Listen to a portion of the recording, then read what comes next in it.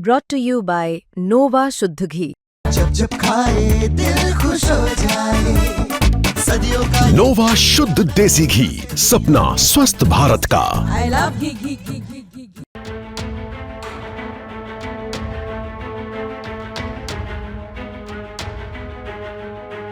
आम आदमी पार्टी के राज्यसभा सांसद और उत्तर प्रदेश प्रभारी संजय सिंह की अगुवाई में 12 नवंबर को अयोध्या के सरयू तट से निकाली गई रोजगार 2 सामाजिक न्याय 2 पदयात्रा का आज 13वां दिन संगम नगरी प्रयागराज में यह यात्रा संपन्न हुई।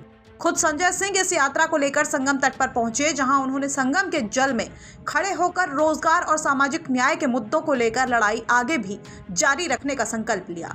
संजय सिंह का कहना है कि हमारा संकल्प यही है कि यूपी से बेरोजगारी पूरी तरह से खत्म हो। इस मौके पर संजय सिंह ने सरकार पर जमकर निशाना भी साधा है। संजय सिंह ने आरोप लगाया है कि यूपी में युवाओं को रोजगार नहीं मिल रहा है, भर्ती परीक्षाओं में पेपर लीक हो रहे हैं। उन्होंने आरोप लगाया कि यूपी में दलित, पिछड़ों और अल्पसंख्यकों के खिलाफ सामाजिक भेदभाव फैलाया जा रहा है, जो कतई उचित नहीं है, क्योंकि नफरत से परिवार आगे नहीं बढ़ता है। साथ ही संजय सिंह ने यह भी कहा कि युवाओं की इस लड़ाई में उनकी पार्टी आगे भी लड़ती रहेगी, साथ ही सामाजिक न्याय की लड़ाई भी जारी रहेगी। न्याय दो, रोजगार दो पदयात्रा के साथ आम आदमी पार्टी के राज्यसभा सांसद अलग अलग जगहों पर ये पदयात्राएं निकाल रहे हैं और अब वो संगम पहुंचे हैं। संगम में उन्होंने इस पदयात्रा को जो है आज उसको समाप्त कर रहे हैं। तो यहाँ पर संगम पहुंचने के बाद संजय सिंह का क्या कहना है, आइए इनसे जानते हैं। संजय सिंह जी, आप यहाँ पर आए हैं इस पदयात्रा को लेकर के, क्या मकसद है? देखिए, सरयू तट से जब हमने ये यात्रा शुरू की थी तो हमने 2 बड़े उद्देश्य निर्धारित किए थे या इस यात्रा के। एक बेरोजगारी के खिलाफ और दूसरा सामाजिक न्याय के लिए, सामाजिक अन्याय के खिलाफ। तो बहुत सफलता मिली है इस यात्रा को। जगह जगह छात्रों का, किसानों का, मजदूरों का, अलग अलग वर्ग के लोगों का समर्थन मिला। और जिस तरह से ये पवित्र नदियां, माँ गंगा, सरयू से मैं निकला, गंगा, यमुना, सरस्वती का यहाँ संगम घाट पे मिलन होता है, तो सरयू से निकला हूँ और इस संगम घाट पे आया हूँ। तो इसका संदेश एक ये भी है, जैसे हमारी पवित्र नदियां मिलकर रहती हैं, ऐसे ही हमारे खूबसूरत हिंदुस्तान में हिंदू, मुस्लिम, सिख, ईसाई, दलित, पिछड़ा, अगड़ा, सवर्ण, सब ये साथ में अगड़ा पिछड़ा क्यों नहीं रह सकते हैं। तो इसलिए एक ऐसा स्वस्थ हिंदुस्तान, एक ऐसा खूबसूरत हिंदुस्तान बने जो जिसमें सबको सम्मान हो, इस उद्देश्य से यात्रा निकली थी। और न्याय दो, रोजगार दो ही क्या क्यों नाम रखा है? देखिए, बेरोजगारी बहुत बड़ा मुद्दा है। आज पेपर लीक से नौजवान परेशान है, किसान को खाद की बोरी नहीं मिलती है, उसको फसल का दाम नहीं मिलता है, बुनकर समाज का धंधा बंद है, बिजली के बड़े बड़े बिल आते हैं। तो हर वर्ग, सूक्ष्म उद्योग, लघु उद्योग, कुटीर उद्योग से जुड़े हुए लोग परेशान हैं। आशा बहुएं हों, आंगनबाड़ी हों, तो तमाम ये मानदेय पे रखे गए लोग हैं, रोजगार सेवक हैं, मनरेगा के मजदूर हैं, उनकी बातें नहीं है, उनको कोई मजदूरी, उनको कोई रोजगार नहीं है। तो ये बड़ा मुद्दा है जिसको कि नफरत की राजनीति ने पीछे धकेल दिया है। हम उसको राजनीति के केंद्र में लाना चाहते हैं। अयोध्या से इसकी शुरुआत की थी और वहां पर ध्वजारोहण भी होना है, तो क्या कहेंगे? तो ये एक बड़ी छुआछूत की मानसिकता है मोदी जी के मन में और भारतीय जनता पार्टी के मन में कि योगी जी जाते हैं, उनके साथ उत्तर प्रदेश की राज्यपाल जाती हैं। लेकिन जब शिलान्यास हुआ तो रामनाथ कोविंद जी नहीं आए, क्योंकि वो दलित समाज से थे। जब उद्घाटन हुआ तो द्रौपदी मुर्मू जी नहीं आई, क्योंकि वो आदिवासी समाज से थी। और अभी भी आप ध्वजारोहण करने के लिए अकेले आ रहे हैं, देश की राष्ट्रपति क्यों नहीं आ रही? इसका मतलब कि आपने धर्म की ठेकेदारी ले रखी है, आपको टेंडर मिला हुआ है हिंदू धर्म का, आप जैसे चाहेंगे वैसे चलाएंगे।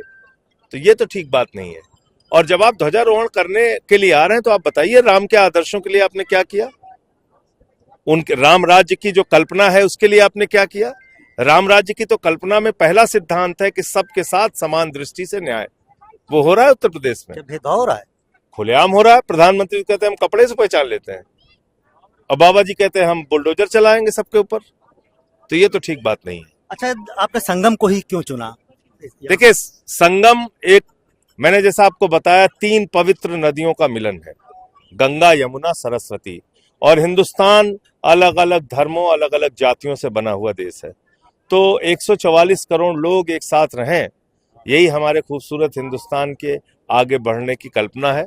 और इस संगम घाट पे आने का भी यही उद्देश्य है कि जैसे ये पवित्र नदियां आपस में मिल के रहती हैं, ऐसे ही हमारे हिंदुस्तान के लोग आपस में मिल के रहें। उमा भारती जी ने यहाँ पर गंगा सफाई की बात की थी और यहाँ पर 5 डुबकियां लगाई थी, तो क्या लग रहा है कि आप भी उसमें राह में हैं कि गंगा साफ हो? नहीं, गंगा तो बिल्कुल साफ होनी चाहिए। और जब हम गंगा सफाई की बात करते हैं तो हमें देखना चाहिए कि हजारों करोड़ रुपए गंगा की सफाई के लिए बजट आया, लेकिन वो रस्म अदायगी में खर्च हो जाता है, उसका सही इस्तेमाल नहीं होता। अच्छा, यहाँ पर कुंभ मेला लगा था और करोड़ों श्रद्धालु यहाँ पर आए थे।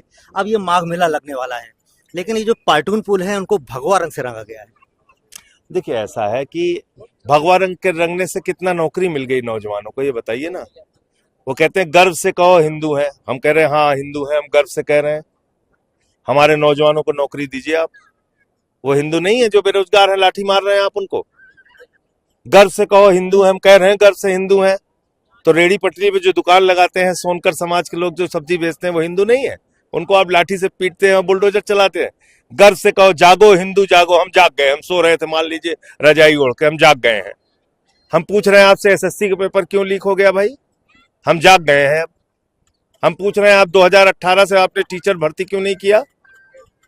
हम पूछ रहे हैं आपसे, आपने सिपाही हो, दरोगा हो, पीसीएसजे हो, सबकी भर्ती का पेपर लीक करा के रिश्वत ले लेके आप नौकरियां दे रहे हैं उत्तर प्रदेश में। जाग तो गया है हिंदू, आप जवाब दीजिए ना इनको। तो इसलिए इस तरह के भावनात्मक मुद्दे उठा के आप असल मुद्दों को जो दबाने की कोशिश करते हैं, इस चाल को नौजवानों को समझना होगा। वही समझाने के प्रयास में मैं निकला हूं। कितना सफल होता हूं देखिए। अच्छा, एक अंतिम सवाल है कि ये पदयात्रा के लगातार चलेंगी आगे कि 8 चरणों में चलेंगी। आज पहले चरण का समापन हुआ है, ऐसी आपको 8 यात्राएं और देखने को मिलेंगी। हमारे साथ राज्यसभा सांसद आम आदमी पार्टी के संजय सिंह हैं और इन्होंने कहा है कि रोजगार दो और न्याय दो जो पदयात्रा है लगातार ऐसे ही 8 चरणों में चलती रहेगी। तो संजय सिंह ने लोगों से भी अपील की है कि नकली मुद्दों के बजाय अधिकारों की लड़ाई के लिए लोगों को भी आगे आना चाहिए। साथ ही उन्होंने बीजेपी सरकार पर नकली नारे देकर असली मुद्दों से ध्यान भटकाने का भी आरोप लगाया है। संजय सिंह ने कहा कि सरयू से संगम तक की पदयात्रा के बाद उनका संकल्प खत्म नहीं हुआ है, बल्कि ये शुरुआत भर है। प्रयागराज से पंकज श्रीवास्तव की रिपोर्ट, यूपी तक।